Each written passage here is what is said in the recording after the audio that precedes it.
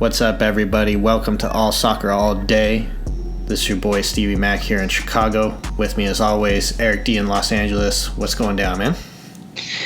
Yo, yo, yo, yo. What is up? Oh, another exciting week of football in the world. And we're going to get into that. Of course, the English Premier League has begun. We are counting down to the end of the MLS regular season. A lot going on. Campeones Cup, Super Cup just happened. Leagues Cup coming up. I mean, there's always something, right? But before we go any further, we just want to say thank you to all of the supporters we have out there. If you are new, please give us a like and leave us a 5-star review anywhere that you're listening to us. That really helps us out a lot. We also really appreciate our patrons, of course. You guys are helping us make this happen. If you would like to support us through Patreon, we would be greatly in your debt. You can check us out, patreon.com/allsoccerallday. Let's see. Getting into the news and notes first, okay? Go ahead and you just brought this to my attention recently. I hadn't seen this yet. There's always so many rumors about what's happening with all these players all the time during transfer season. So you just sent me a little article that says that PSG is now pursuing Paulo Dybala from Juve. And of course, the whole Neymar saga is still going on, and where he's going to end up, and apparently Real Madrid possibly vying for him, as well as, of course, Barcelona is still in the talks. But I don't know, man. It just seems it's just so rumory. Everything's so rumory, you know? Yeah, no, I like that, rumory. No, it's true. It really is. That's where we're at right now. I mean, the thing is I would think all the parties involved, PSG, Juve, Real Madrid, Barcelona, I mean, they want to get these targets, they want to get these players because, like Neymar at PSG, he doesn't want to be there anymore. You don't want him in the locker room. Yeah. He's not trying to be there. And if Dybala's trying to leave Juve, I mean, same thing. You would think you'd want to facilitate. No club wants a player that doesn't want to be there. It's just not good for the locker room. It's not good for anything, for the manager. It's just a tough situation. Yeah, that's absolutely correct. And, it's interesting because, of course, Paul Pogba, of course, pre-season starting, pre-transfer deadline being done, everyone was talking about how no one wants someone that, doesn't want to be in the locker room. And, of course, Paul Pogba definitely was one of those people, and he ended up staying anyways. He performed this last weekend. We'll talk about that a little bit more as we get into it. But I mean, if it does end up that Neymar ends up staying in PSG, it'd be crazy. First of all, it just seems like it would be nuts. And second of all, would he be professional enough to go out there and just do what he's supposed to do anyway? I mean, Neymar's it's weird that he is one of the guys that I would question doing that, which is messed up because he's one of the best skilled players in the world, but he's such a diva. It's I don't know, man. Yeah, he hasn't shown anything that would say otherwise. I mean, yeah, he's a great player, phenomenal talent, but when it comes to professionalism, yeah, he's kind of lacking in that. So, yeah. But anyway, okay, so we'll keep everyone posted on how that develops. Neymar, Barcelona, Real Madrid, Dybala now to PSG possibly. Of course, as we always say, till they're wearing the kit, man. It's all just rumors. We're heading it up, yep, exactly. Okay, very good. Our next section is brought to you guys by Vaporgate out in Colorado. Our good friends out there. Thank you guys for being our sponsor, helping us out. Vaporgate in Colorado, they supply the very best e-liquids. So if you do vape, and also all the hardware. So if you do vape, check them out online, vaporgate.com. That's VAPERGATE.com.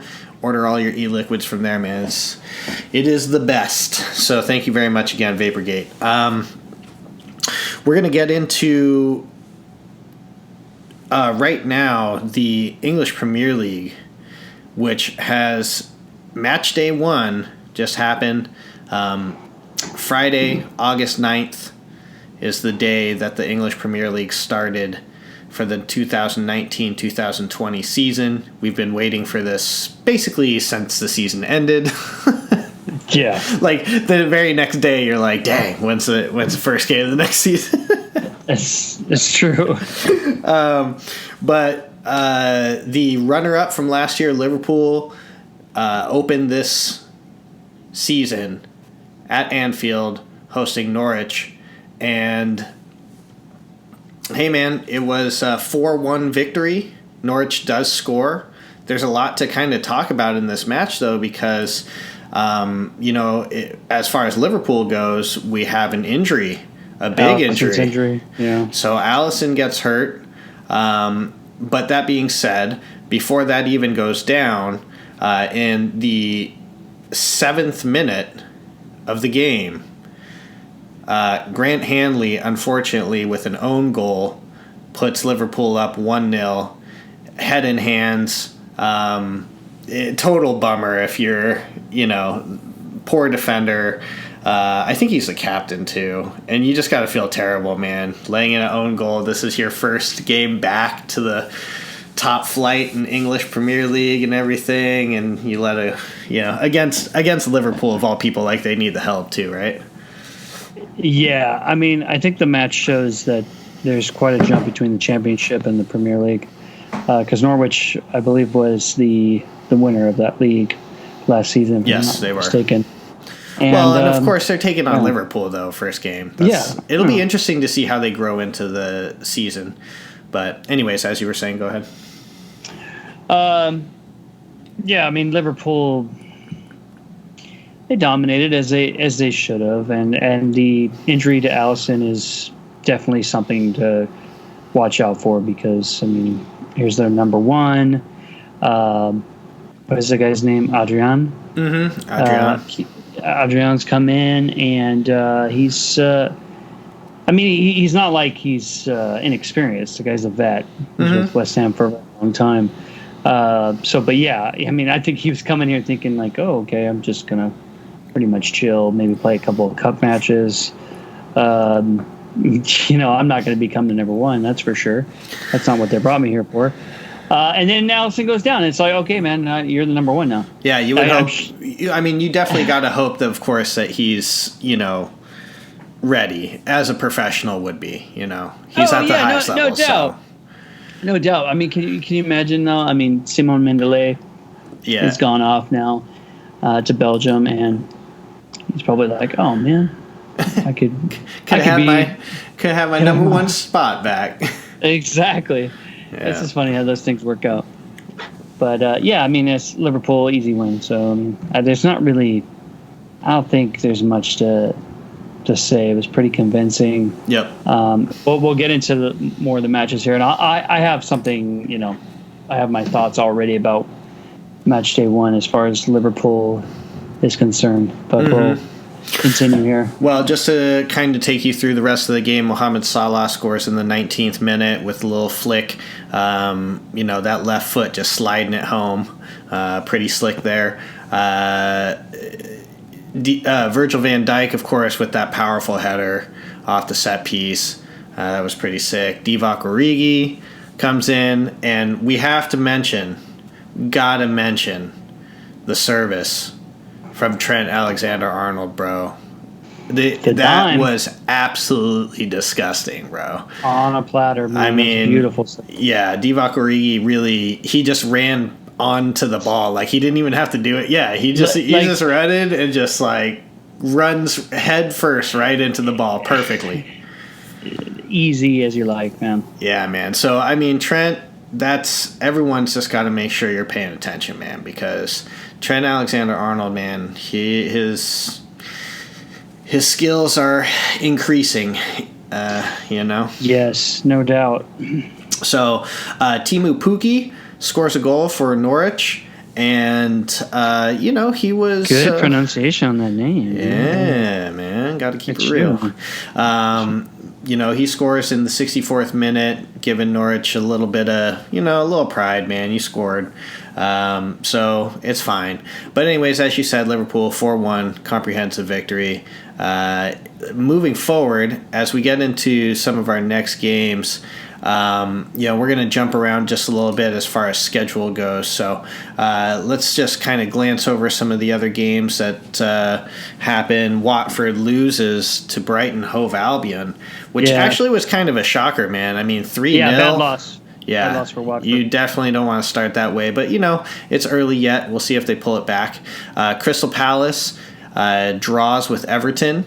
And so 0-0 draw. I saw a couple of highlights of that game. It wasn't really a very exciting game, in my opinion, from what I saw. But, again, shaking the rust off maybe. Burnley 3-0 over Southampton. And Ashley Barnes, man, definitely showing up. Had some pretty sick goals. Yes. Bournemouth draws with Sheffield United. Sheffield United, that's a pretty big win, draw for them. Getting a point, first game on the road at Vitality Stadium. Did you see how much that first goal meant? Oh yeah, man. For them, dude, they haven't been in the Premier League since I think was 07? Yeah, something like that. But dude, I mean, huge. They lost it, bro. And hey, more power to them, man. It's awesome.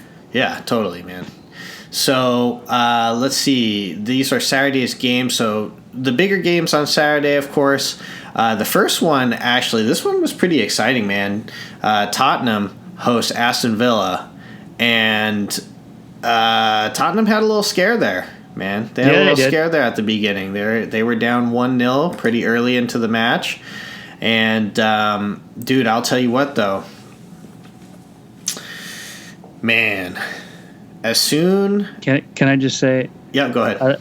I love the red carpet around the field. Oh, yeah? Yeah.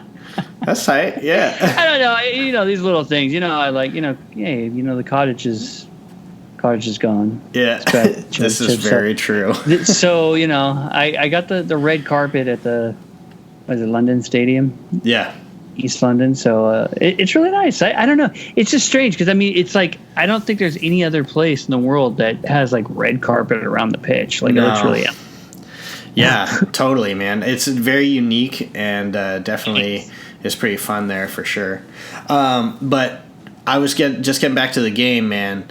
Look, if you're looking at who seems... the game. Yes, the game. Yes, we're not going to talk about the carpet. If you look who runs Tottenham's midfield, man, dude, when Christian Eriksen came on the pitch in the 64th minute, bro, everything changed for Tottenham, man. Everything changed. All of a sudden, chances were being taken. People were open more. I just don't even know what to say. He's a baller, man. So... definitely someone that you want to have starting in the midfield the entire season if you're Tottenham, I would think. Yeah, no doubt. I think he should be there as long as he's fit, healthy. Yeah. And then, of course, let's talk about the two big goals from Harry Kane, man. The game winner, 86th minute, and then, just kind of putting it out of reach in the 90th minute. And, dude, he's... doing what he do. Yeah, doing what he do, man. He's a quintessential number 9, if you will, even though... No doubt. That's not his number. Anyway, but pretty exciting stuff, man, if you're Tottenham, in a way. I mean, hey, you came back, you got the win and everything.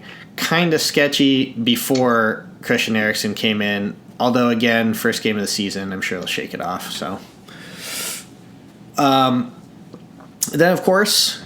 the last game that we're just going to briefly touch on, Saturday, August 10th, was West Ham United, Manchester City.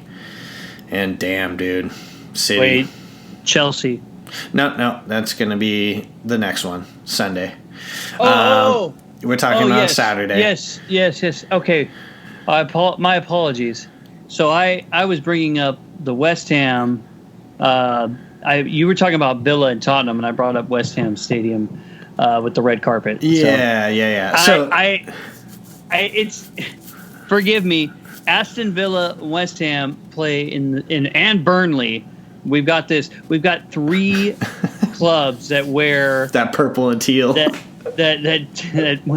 I call it more like a sky blue and maroon. Yeah. So I apologize. Wait, I was talking about West Ham when we were talking about Aston Villa. So now we're talking about West Ham. Yeah. Okay. So West Ham hosts Manchester City. City walks all over them 5-0. Yeah. Raheem Sterling has a hat trick. Dude, Raheem Sterling really over the course of the last, I'd say 2-3 seasons has become one of the top tier players. I mean, he's always been obviously very talented. He's had a lot of skill. He's extremely fast, but it just seems like he's matured in a different way, man, and he's starting to take over. He's definitely hit another level. Yeah. So Sergio Aguero gets a goal, 86th minute with a penalty. Gabriel Jesus in the 25th minute early getting the goal, and then of course the hat trick from Raheem Sterling. So 5-0. Well, I mean, there you go. Looks like smoked. Yeah, I mean that's what you expect from Manchester City. So go cry on your red carpet. Yeah, lay it down. Okay, so now moving into Sunday, the first games were Leicester drawing with Wolves, 0-0. Again, kind of an underwhelming game, and then Newcastle hosting Arsenal, and Arsenal gets the 1-0 victory from Pierre-Emerick Aubameyang in the 58th minute. It was pretty dope little finish right there, right? Did you see that? The little chip over with the outside of the boot. So that was pretty dope for sure. So Arsenal comes away with the victory on the road to start off the season. So, they definitely got to be feeling good about that. Tottenham, of course, came away with the victory. Manchester City, Liverpool. So far, the big six are all with wins, except for, of course, the big game of the week, Manchester United hosting Chelsea. And this is what rounded out Matchday 1. Visit to Old Trafford. Before you and I had been talking about how people are really going to be paying attention to Manchester United and Chelsea's, specifically the coaching and how the managers and everything like that handle this season. Ole Gunnar Solskjaer and Manchester United really show up. They get the victory 4-0 over Chelsea. So the scoreline, I mean, just absolute dominance from Manchester United, and it's a big up to them. Chelsea, of course, I think unlucky in a lot of ways, but Christian Pulisic also gets on the pitch, makes his debut with the, in the English Premier League, comes on as a substitute.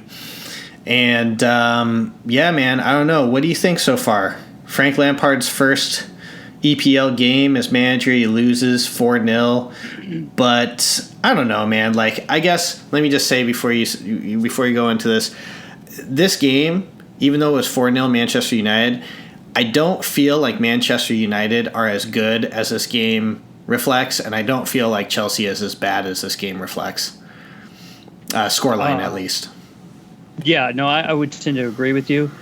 I kind of feel like you got to give Lampard a pass. I mean, it's his first Premier League match as a manager, and he's taken the realms of his old former club. I mean, the honeymoon's going to be over real quick if he can't get over these kind of things, because you can't be losing like this to, your rivals that you're contending for top 4 spots and championships and stuff like that. I don't know. The lineup was curious. I mean, Pulisic came on, but he didn't start him. I don't know if, how Lampard feels about him, really. I mean, Pulisic is not his guy. He didn't bring him in. Very true. I mean, you don't start Conte. I don't. I'm sorry. Well, I remember seeing before the match started that he wasn't 100%. Yeah.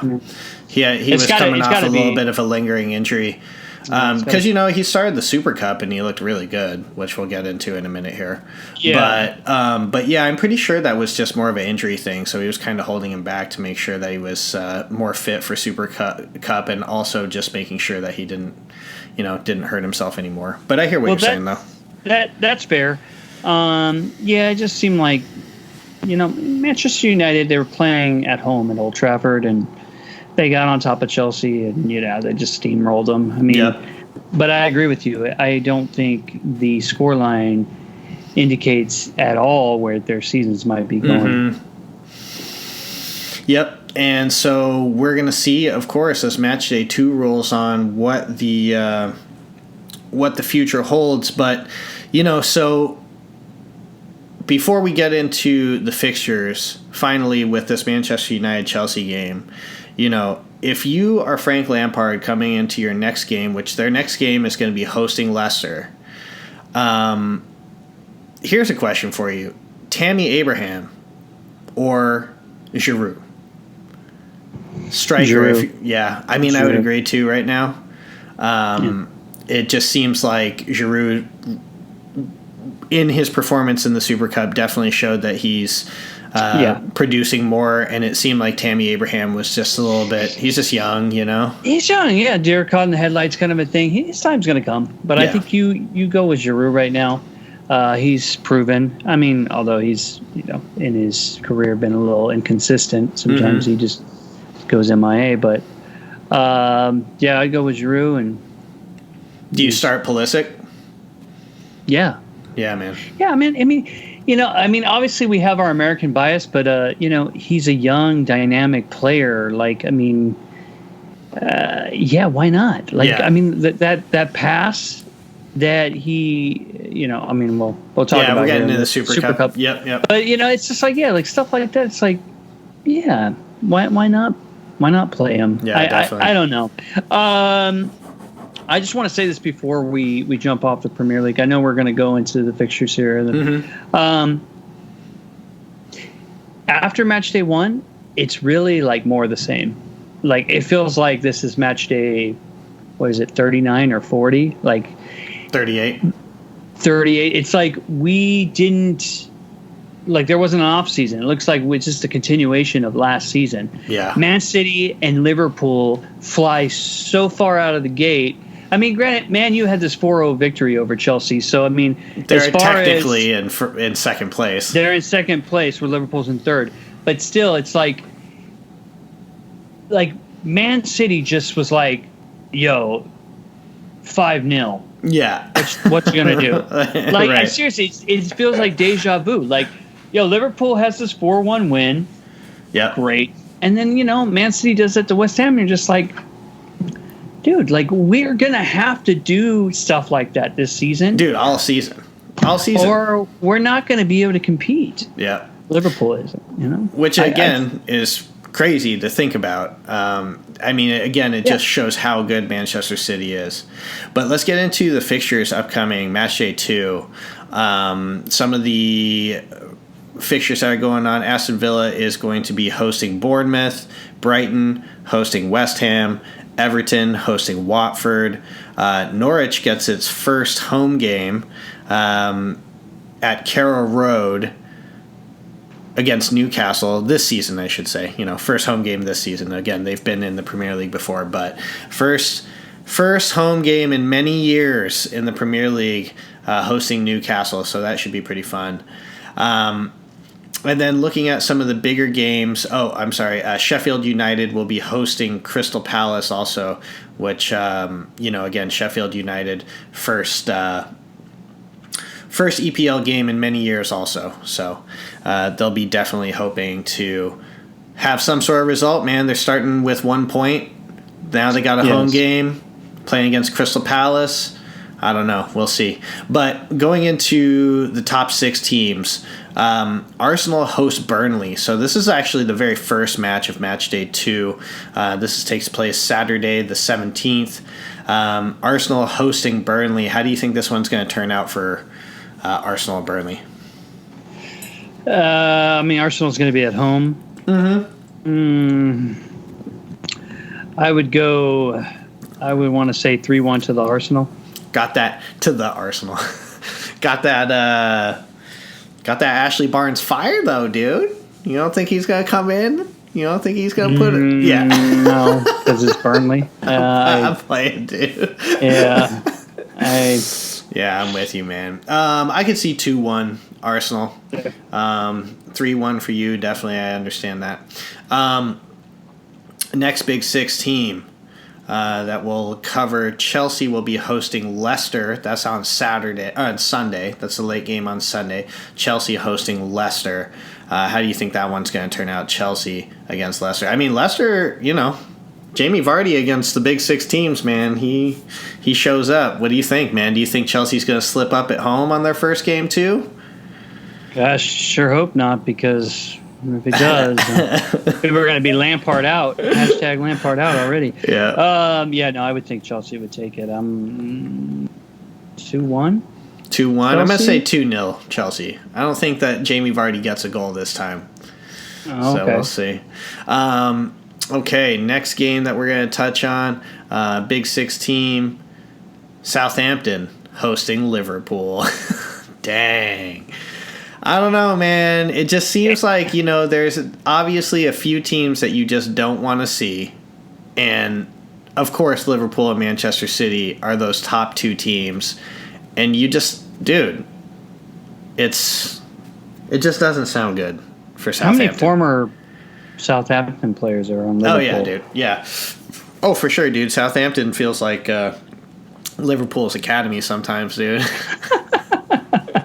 Yeah, because, Van Dijk and Sadio Mane. Shaqiri. Both played for Shaqiri. Yeah. Yeah, so, here's the thing. It's like what I was just saying.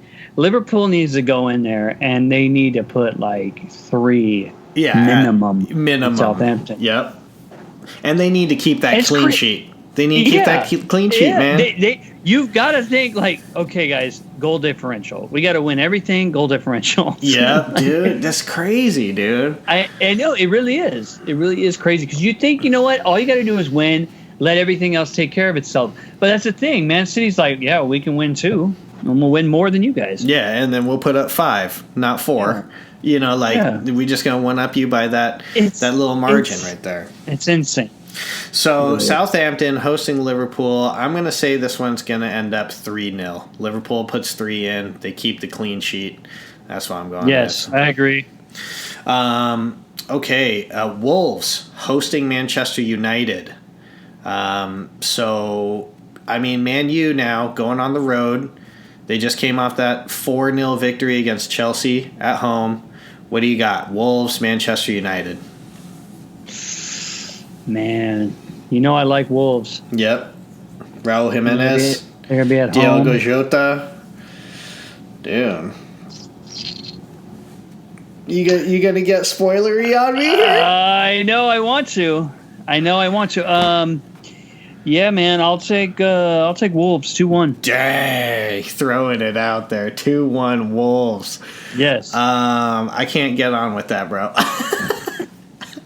I can't jump on this train? No, I think Manchester United is going to have this one, man. I just don't see, although I said that I don't think Manchester United is as good as the last result shows, I still think they are better than Wolves. And I think they're going to come in off that victory, and I think they're going to win. I'm going to call it, I'm going to say 3-1. 3-1.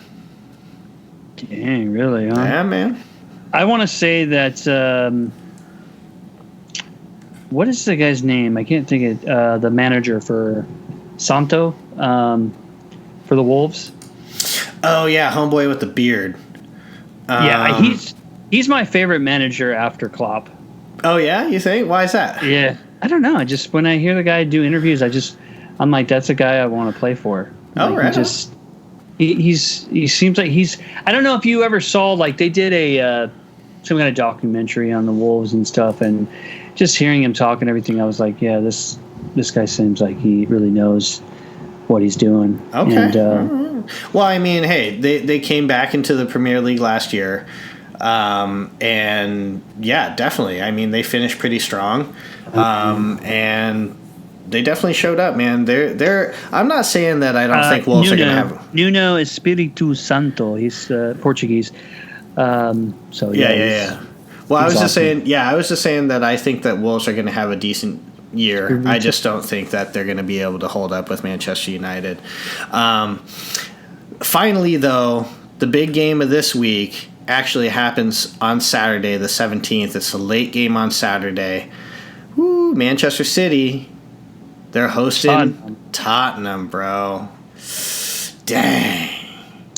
This is a bigger game for Tottenham than it is for Man City. Oh, yeah. I mean, if Tottenham wants to prove to anybody what they're trying to do this year, they need to show out. Yep. And Christian Eriksen better be on the pitch for Tottenham, bro. If he's fit, he's got to start, man. He's got to be out there. But that being said, dude, I mean, Manchester City at home.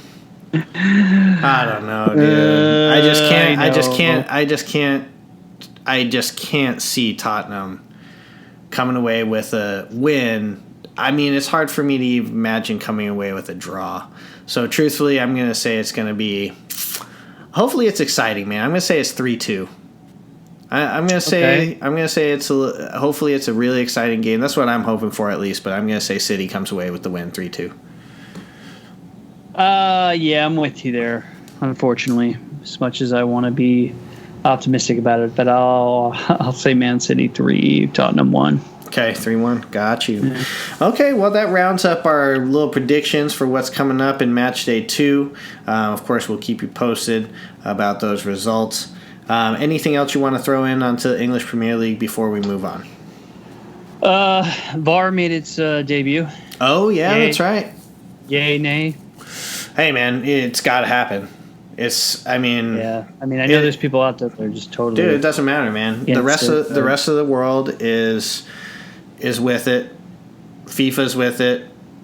It's the wave of the future. It's gonna be there. It's gonna stay. Like you can't put the cat back in the bag. Yeah, you just can't. And dude, you know what? Hate it or not, truthfully, in a lot of ways, I appreciate that the goals are really goals. And, there's no sketchiness regarding whether or not it was offside or whether it wasn't. And, they get a cheap goal. Someone gets a cheap goal because of the refs just aren't paying attention. That's just what it is. And I understand the argument for human factor and all that, but yeah, the romance of it all. We could talk about this. Could be its whole separate topic, for sure. Okay, well, I guess to be determined on the VAR. I mean, it's obviously a growing thing. I mean, that's the thing. It's only been around for a few years now. It's first time in the Premier League. Yep. You got to be patient, people. Be patient. Yep. What do you think of the new ball? Patience in England over the English Premier League. Yep, that's going to happen. Dude, the new ball's sick. Yeah, I want to pick one up. I don't know. Maybe we'll have a little. Maybe we should have a little raffle for All Soccer All Day. Someone gets a Premier League ball. I think that'd be pretty sick. Okay, so moving on real quick, just into one of the other games involving English teams, the Super Cup, of course, the Europa League winner against the Champions League winner. This was Liverpool versus Chelsea.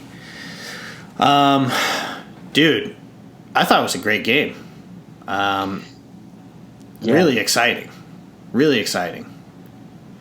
Yeah, I mean, I think, Chelsea, they didn't back down, and I think they were up for it, and that was good. After the beating they had taken against Man U, I think they were able to shake that off rather quickly and, give Liverpool a fight. Yeah, absolutely. Sure. And as we were kind of saying before, Olivier Giroud gets a goal in the 36th minute, set up by Christian Pulisic. Man, what a beautiful ball from Christian Pulisic. And you know what? Let's not forget to mention Christian Pulisic's goal that was called out because of offside.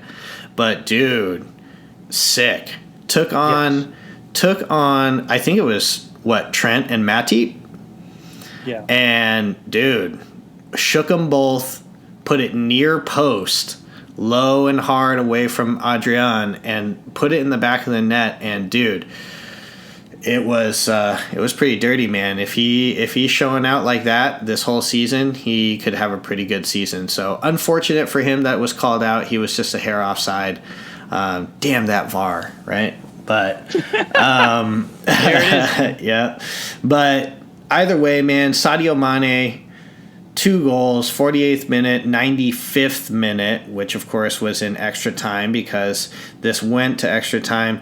And then, of course, everyone's talking about this as far as Super Cup goes. It ended up not really mattering, but Jorginho he scores a penalty off what a lot of people thought was real soft. Tammy Abraham going down in the box, Adrian going, and it just looks like he barely touched his knee, but Abraham was already kind of like on his way down. You know what I mean? Yeah. No, I tend to agree with that. It seemed like there was minimal contact. But hey, call was made. Oh, and of course, let's not forget, man. First Yes. all-female ref squad. Yes, give Stephanie and her crews some kudos. Yeah, man. I mean, look, whatever. As Virgil van Dijk said, man, gender's irrelevant. Should be done. Yeah. Yeah, it's about quality, and they did just fine. So we'll leave it at that. Thank you very much, Yes. ladies. I'm sure we'll see you in the future. But Sadio Mane, of course, has a really great game for the Super Cup. It was nice to see him doing his thing. His goal that he scored, where he just put that roof of the net, dude. That was so nasty, bro. So nasty. Yeah. I mean, it's just a different level, bro. The thing is, it's like Liverpool lost the Community Shield on penalties, and they won the UEFA Super Cup on penalties. I think, at the end of the day, penalties really, it's about who can hold their nerve, who can claim the moment. It's just really,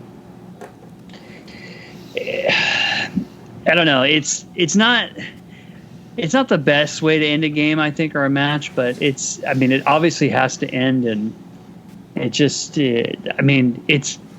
drama. It's really compelling. There's no doubt about it. Like, penalties is... Dude, I don't know, man. I like penalties, man, honestly. Like, I think it's a just defined way. As you said, it's drama. It's exciting. I don't know, dude.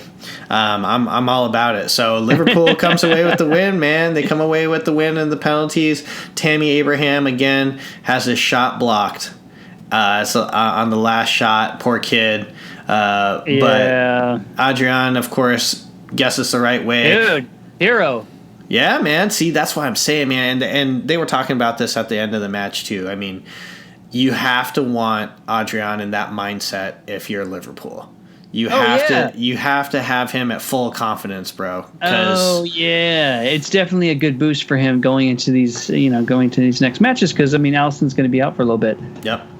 Yeah. So definitely great stuff for Adrian and for Liverpool getting that Super Cup, man. Number 4, I believe. The fourth. Yeah, the 4th Super Cup. Yeah. If I'm not mistaken. Well, dragging in those trophies. Yep, guaranteed. Anything else you want to put in on that Super Cup before we move on? No, I just say. Right on. Well, this next portion of our broadcast is brought to you by Diversity Wines. Diversity Wines out here was opened by Bradford Taylor, Mac Parsons, and Anne-Marie Myers in May of 2018.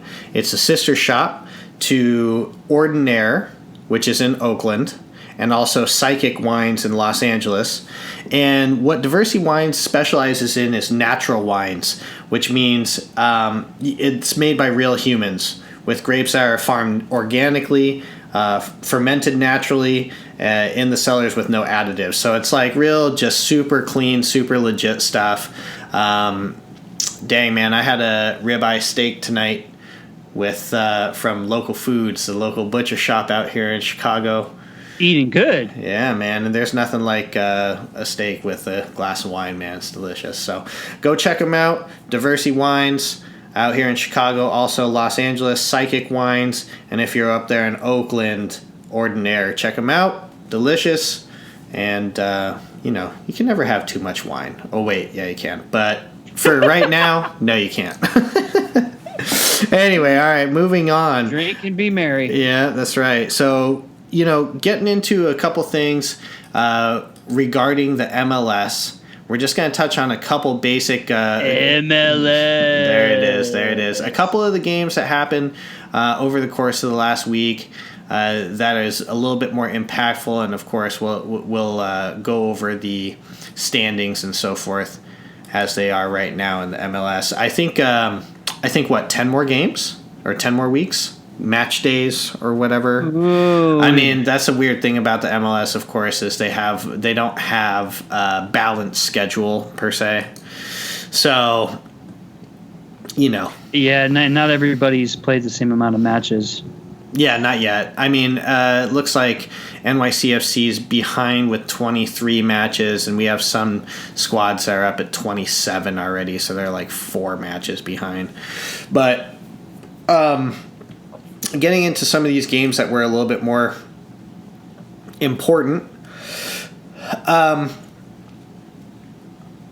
DC United hosts the LA Galaxy, and the shorthanded DC United pulls out a win 2-1 over LA Galaxy. I think Zlatan had something like 14 shots, if I'm not mistaken, in that game. Just couldn't put it away. So 2-1, Galaxy fall again. I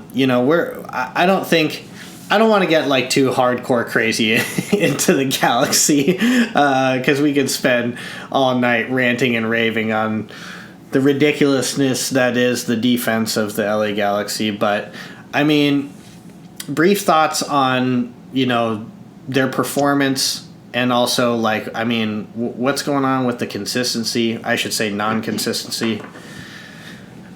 What do you think, man? Nobody knows, man. I've already seen this movie. You seen it. I've seen it too many times. Yeah, man. I mean, Guillermo's going to have to address the defense in the offseason. Yeah. I mean, it's great. Bring in,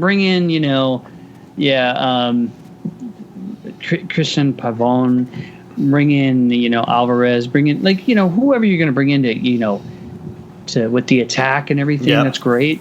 But the defense really needs a hard look. I mean, there are a few Galaxy players I think I'm ready for them to take the Siani. Move on. Yeah. Take the Siani. Bro, I mean, okay, so just, to stay on the Galaxy topic, their following game was against FC Dallas. That happened just this past Wednesday. And a 2-0 victory. And again, the consistency all over the place. Zlatan scores 2 times. One's on a penalty. The other one is actually a very, very well-worked play that was assisted by Jorgen Skjelvik, who is one of those defenders I think you're talking about being about to take the Siani and take a step, man. But dude, I don't get it, man. Skjelvik did a terrible play down on our end. He was trying to dribble out of our penalty box and a ball rolled towards our net. It's taken away. There's a shot. Luckily, it didn't go in. But, dude, it's stuff like that. That's JV, dude. That's stuff that happens in pickup games out here, bro. Exactly. And this guy's being paid $1 million. Yeah, man. Dude. Come on, bro. I could do that for $1 million. Yeah, exactly. I mean, to be fair, he's not the only player. No. I mean, dude, I love Zlatan for everything he's bringing, but there is a gravitational pull with him, a black holeness. The team, it's just more of the whole thing with David Beckham. It's David Beckham's out there, everyone's just okay, get the ball to David Beckham. Right. Where it's feed Zlatan. Right, that's good. It means a proven goal scorer. Hopefully, but to rely on him every single time, all the time, it's just not good for the balance of the team and everything. Yeah. So I agree with you. And here's one thing, though, that you may want to think about.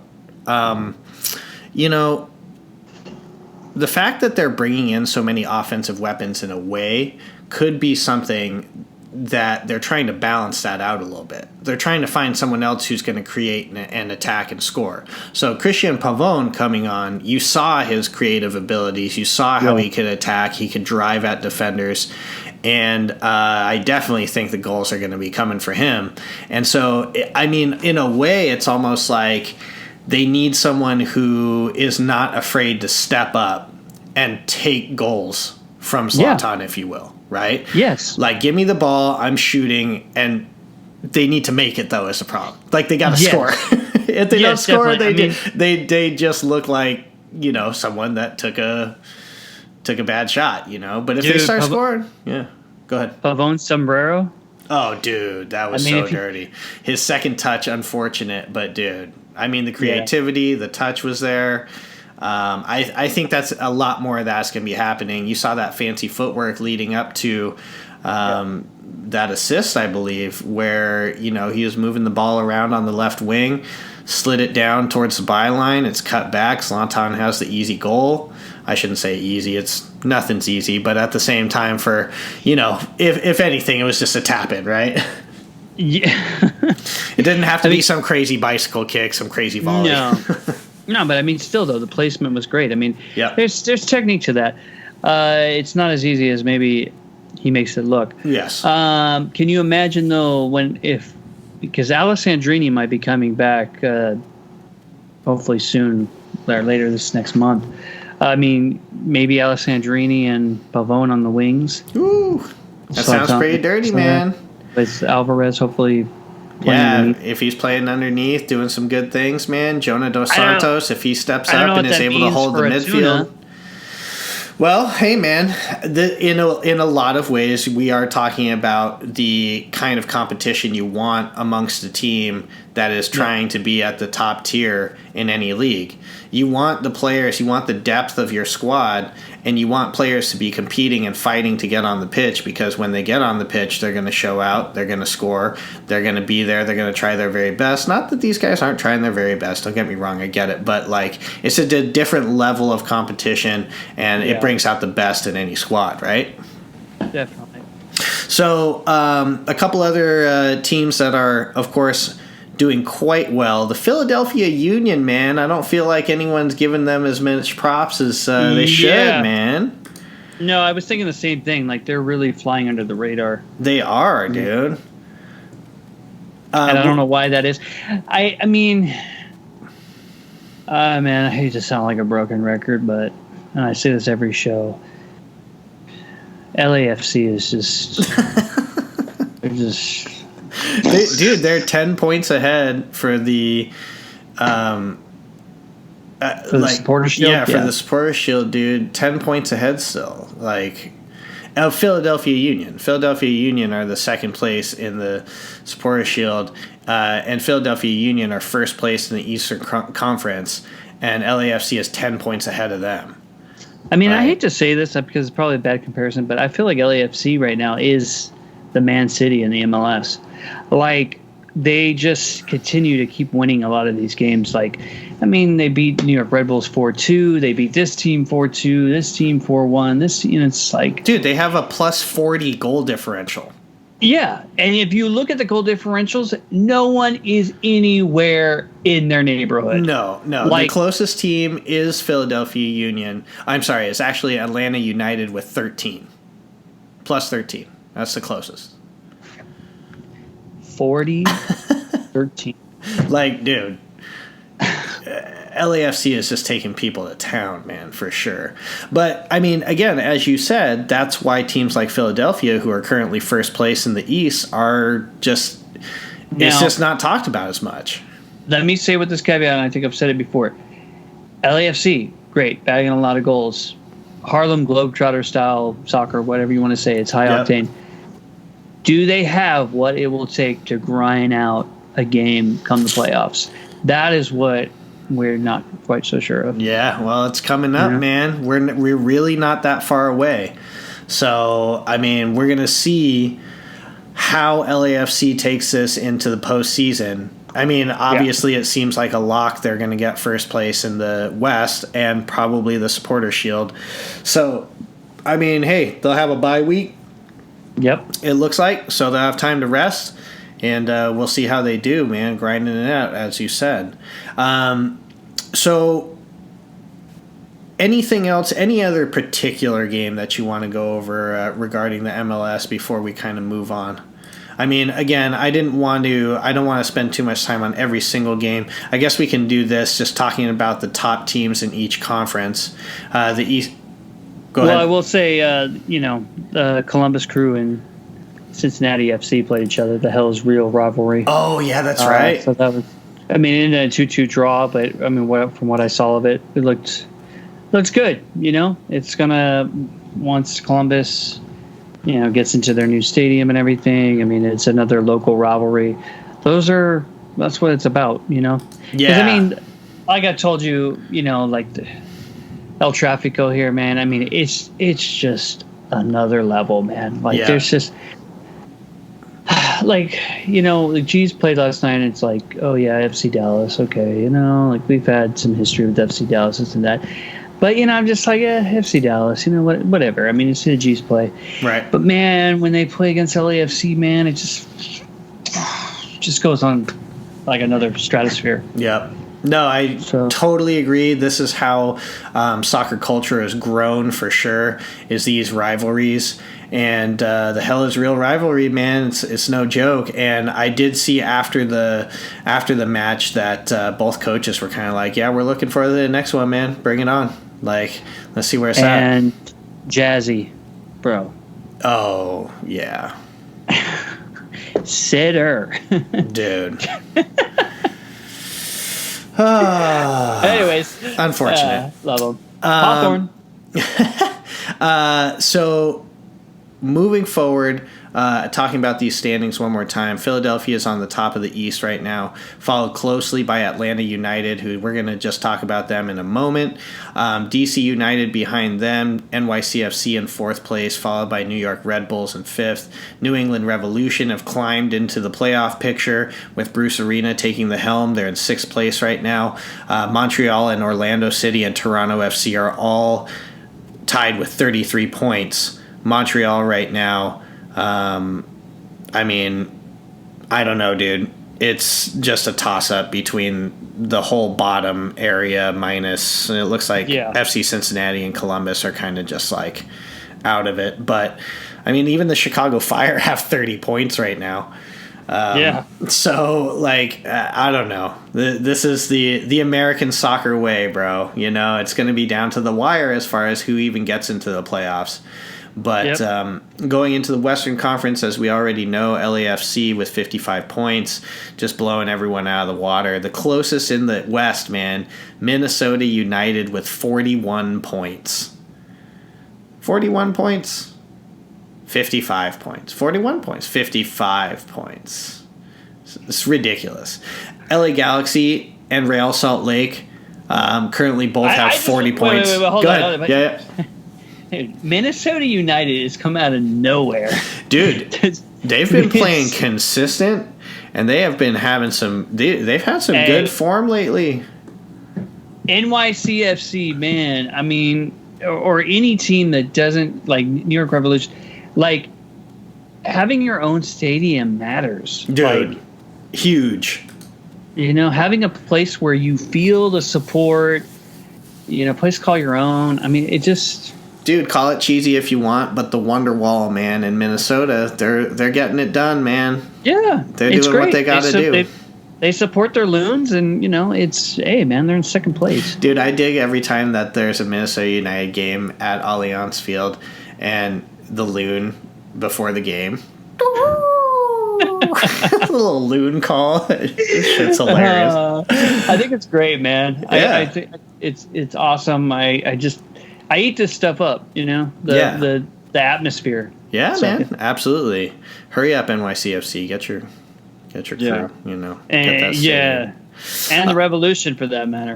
Dude, seriously, right? How long has that been?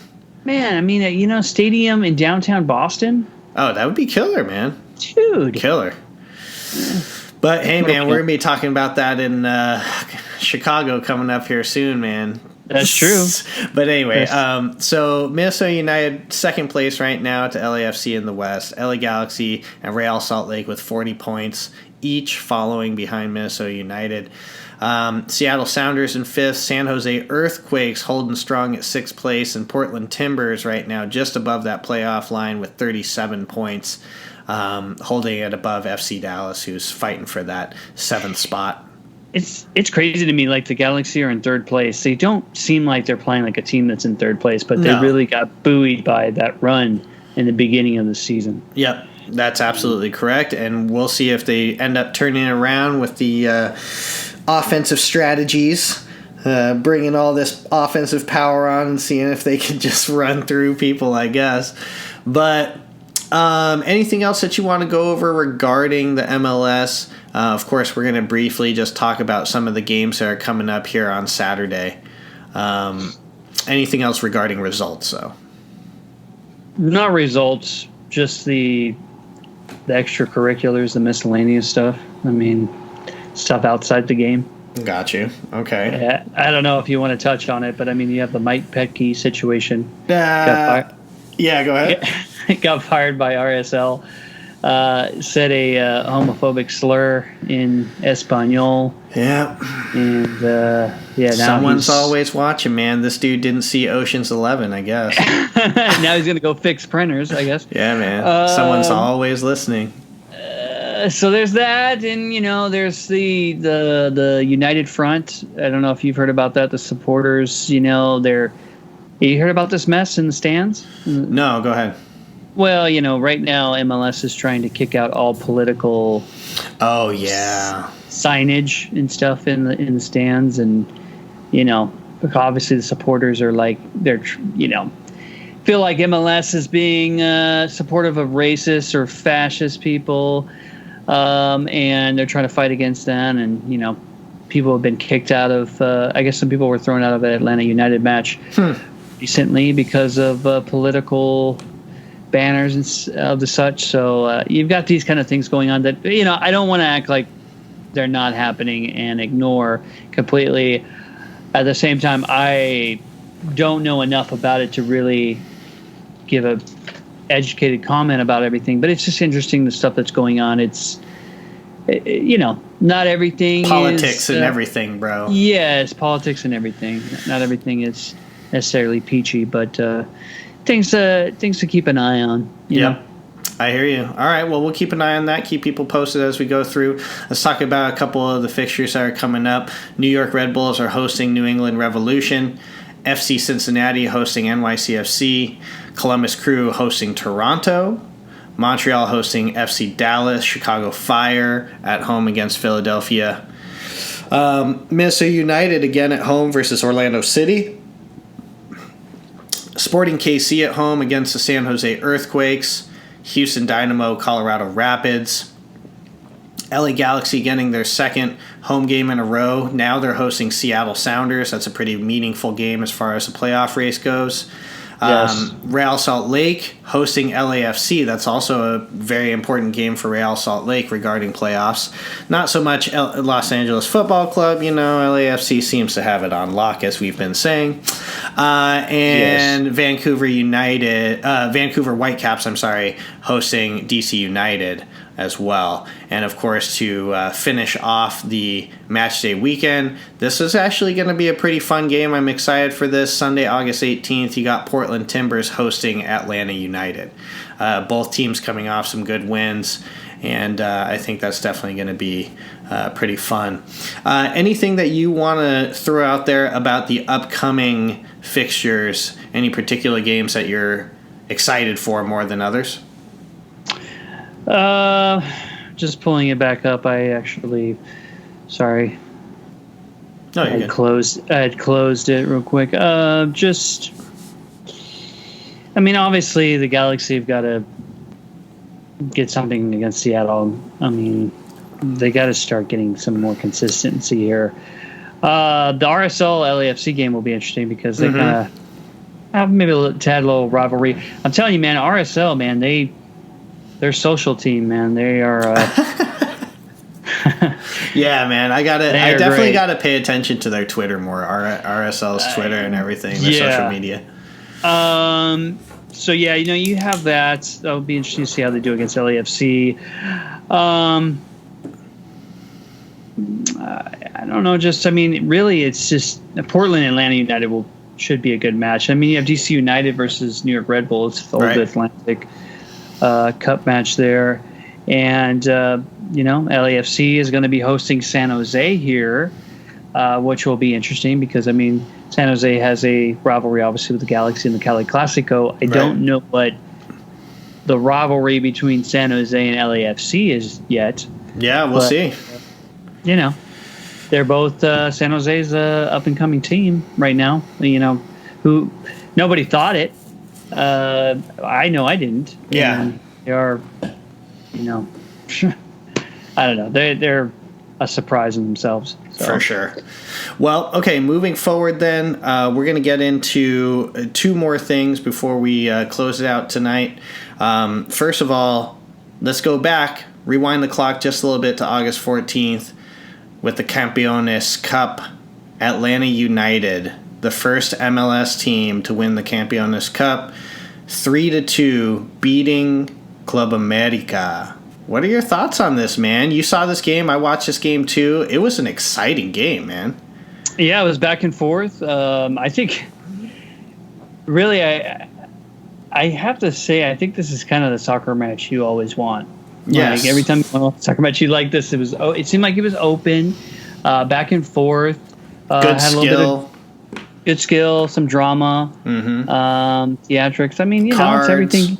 Cards, everything you probably want in a red card, some controversy. Yeah, man, I mean, if there's a team that could do it, Atlanta United, that, I mean. At home. I think someone made a comment like Atlanta United is probably one of the few teams that can host a Mexican club and they'll still dominate in the stands. Yeah. Oh, yeah, that's. Like, actually, I can't even think of another club that could. Yeah, that's what I'm thinking. Like, if Club America is playing any other MLS club for Campeones Cup, I think America fans outweigh whatever club they're playing. Yeah, it's just going to be a sea of yellow for sure. So, but, yeah.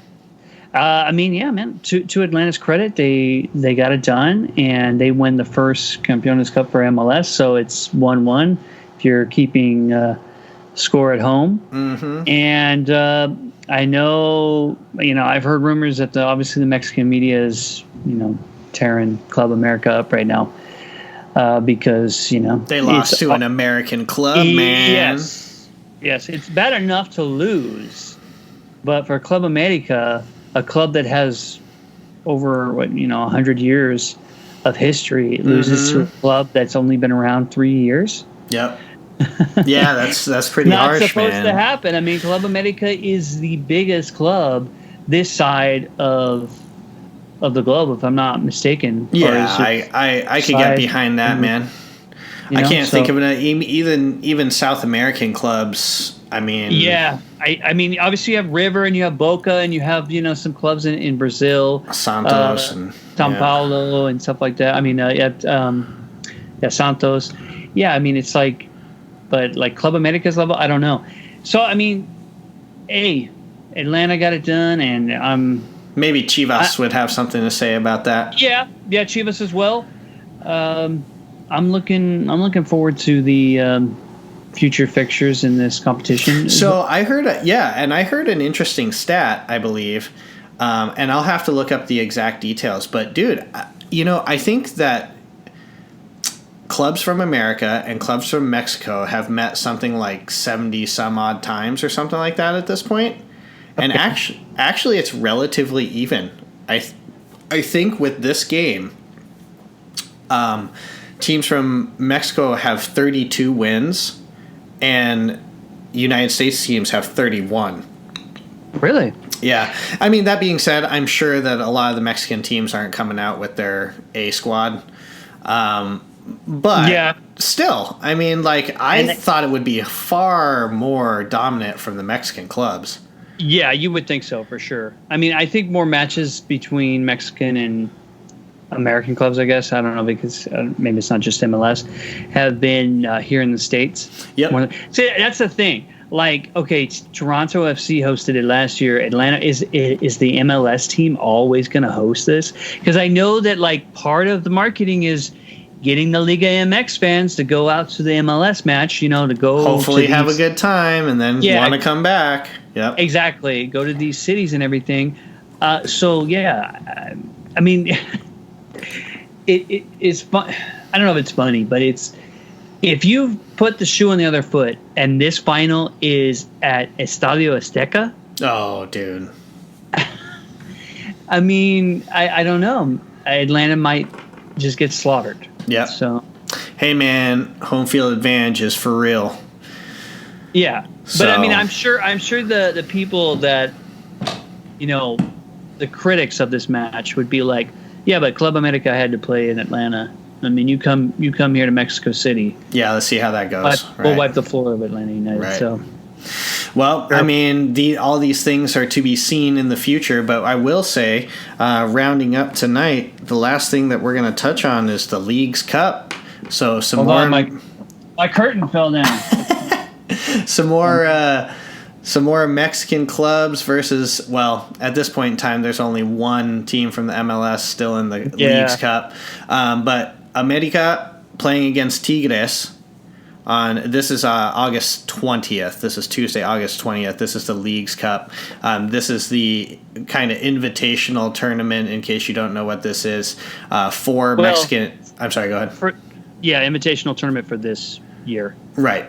There'll be a proper qualification for next year's tournament. Correct, but the inaugural Leagues Cup has been invitational for Mexican clubs, for clubs from the MLS. The LA Galaxy put away Tijuana last time in the quarterfinals, and so they're the only MLS team, and they're playing against Cruz Azul in Carson, and then Tigres and Club America are facing off in Houston. So, I mean, Leagues Cup, man, LA Galaxy, the last hope for the MLS. They played B squad and against Tijuana, and they scraped away a victory. How do you think this is going to go against Cruz Azul? I don't know. It's going to be really tough because, I mean, Guillermo Barros-Colota's got a match against Seattle. The Galaxy have a match against Seattle this Saturday. And then they have to turn around just a few days later and play Cruz Azul. And they're going to be playing them at home, and they're not going to feel like they're at home because there's going to be so many Cruz Azul fans. Yeah, there's going to be a lighter shade of blue.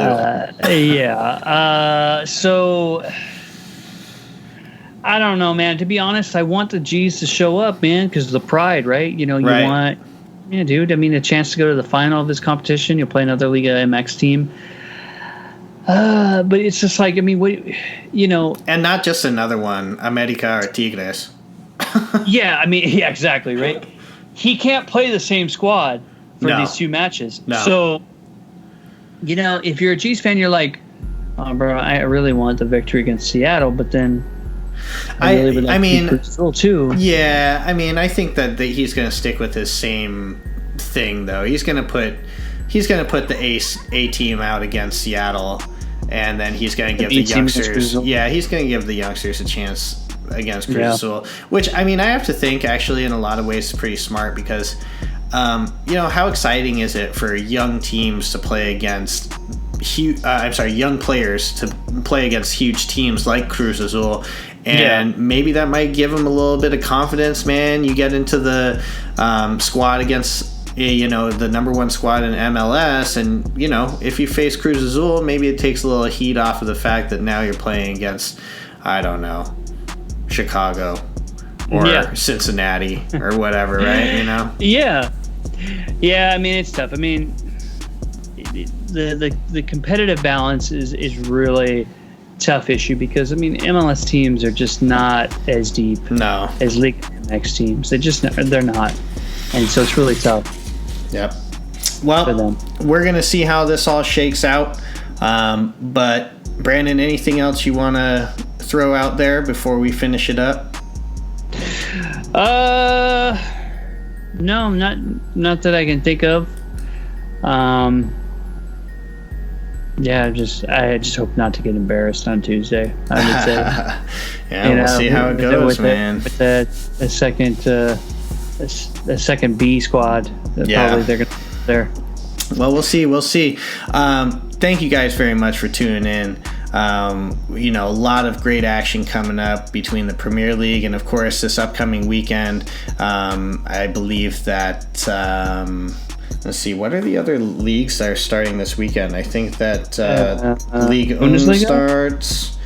Yeah, I think Bundesliga. I think, let's see, tomorrow La Liga starts. So Spain starts tomorrow. I'm sorry, this is Friday, so you're probably listening to us now. So Spain, La Liga starting, Bundesliga starting, Ligue 1 is starting as well. Portuguese Primeira Liga is starting. So, I mean, dude, just don't stop, man. Yeah, here it comes. It's the soccer football train. Choo-choo. So, as always, guys. Hey, Yo. Before we sign off. Yeah. Did you thank our Patreon supporters? I did. A long time ago, but I'll thank them again. Thank you very much, Patreon supporters. We want to thank you again. We love you.